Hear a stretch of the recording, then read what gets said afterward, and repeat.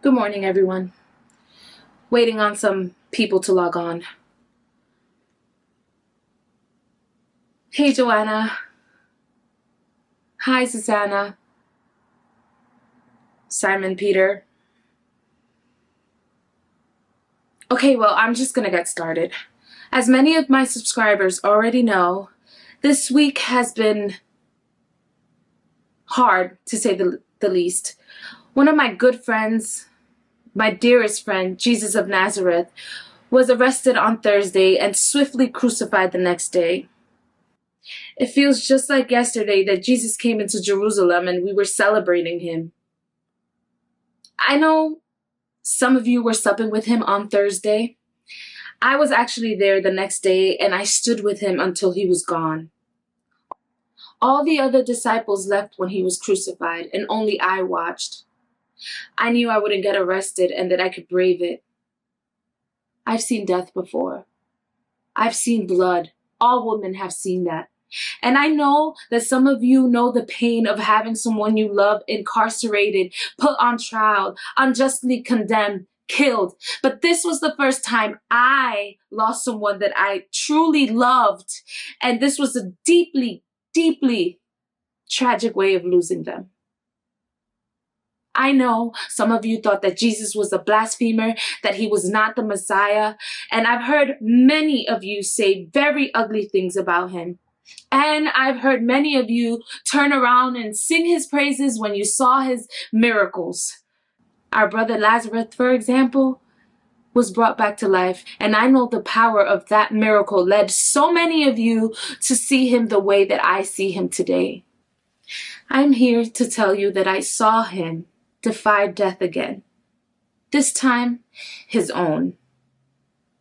And I know some of you are thinking, wow, Mary, you truly lost it. This is like the time you said that you had 7 demons taken out of you. And again, that was taken out of context. I said that talking to him and cleansing myself of sin felt like I had 7 demons taken out of me. Anyway, so after Jesus was killed, a lot of us took our resources to make sure he got a proper burial because we know that our government does not respect its prisoners or those that it condemns. Thank you, Joseph of Arimathea, Nicodemus, everyone who pitched in. We got him a nice small tomb just outside of town. And I was visiting him. I know this just happened, but I wasn't ready to leave him. When I got there, I found that the tomb was open. And I honestly started to freak out. My worst fear after seeing Jesus humiliated, tortured, killed was that they would desecrate his body and deny him of a peaceful burial. I remember thinking, when would it be enough for them? What more did they have to take? I was really angry. I was scared.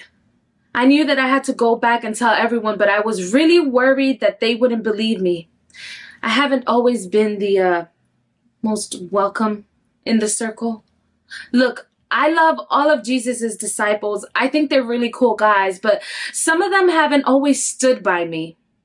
The disciples always resented that I had so many things to say and so many questions. Some of them even hated hearing me speak.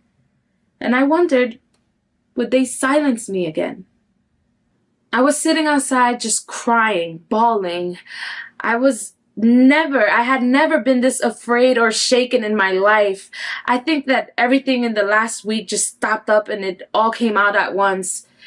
And then I heard a voice say, "Woman, why are you crying?" And I don't even know what I said, but this guy just kept on asking why I was crying. And then I turned around and it was him, Jesus. I ran to him and hugged him. I was always way too friendly with him. They didn't like that either.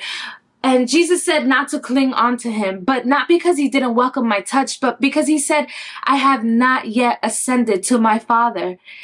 And which I get because I don't really know how zombie, ghost, holy resurrections bodies work. And then he told me to go to the disciples and tell them he was risen. And I gotta say, this was a shock. I will always do what he asks, but this was huge. He had just completed his greatest miracle. He brought himself back from the dead, and he chose me to announce it. Right away, I thought that they wouldn't believe me. His disciples believed him, yes, but they were also simple men who believed because they could see, hear, and touch miracles. Only some of them walked by faith. If you ask any of them, they will say they walk by faith, but I know that's not true because of the way they treated me, saying that he was wasting his time by talking to a woman. If they trust and love him, do they not trust his judgment? Was the love he always showed for me not proof that I am worthy? I was told repeatedly that I should be grateful that I can hang out with them, when in the truth, I was there because Jesus wanted me to be there. I wondered why he chose to show himself to me first and have to tell them about this last miracle. Why didn't he come to them first? And then I realized I was being of little faith. I wasn't allowing myself to have faith in him or in myself. I know that history hasn't been kind to women. They blame Eve for the fall and say nothing of Adam's role in their disobedience. Moses and Aaron are celebrated while Miriam is rarely named. I wonder if in the future my own legacy will be tarnished. They will say that all stories of my heroism are unreliable, are nonsense, are fantasies. They will probably mistake me for every other Mary. They would say I am a sinful woman, as if Jesus didn't say to love and embrace all sinners who seek redemption. They will probably paint me as a white girl. Jesus trusted me. He always trusted me, and I knew then that I had to trust myself, and I needed to deliver his message of his greatest miracle. And so I did, and I don't regret it. I will sing his praises from the top of the rooftops for as long as I live. He was my hero, and he showed me that I could be my own too. Every sinful woman needs a hero. Every faithful woman needs a hero. Every bold woman needs a hero.